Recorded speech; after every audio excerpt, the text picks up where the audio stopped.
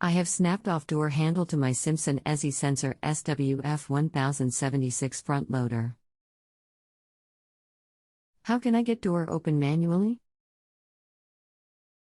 Hi there, and welcome to the site. Thank you for your inquiry. I will be assisting you with your question today. At any time you may ask further questions if you feel the need, even after rating. There are several methods of opening the door when the handle or latch breaks. Method number 1: http://www.youtube.com/watch.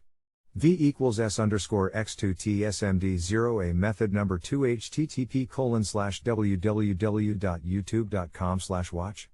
V=GSF4JS2B_U0 and feature equals related. Alternatively, if you have a very thin metal egg flip, or paint scraper, you can carefully insert it between the door and the cabinet in the very middle behind where the latch is on the right hand side and gently push the catch inward, and the door should open this way as well. This is how I do it mostly myself. Good luck.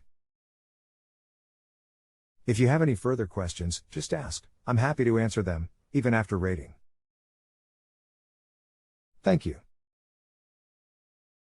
AUSSIE Repair Tech. 41195.1158468519.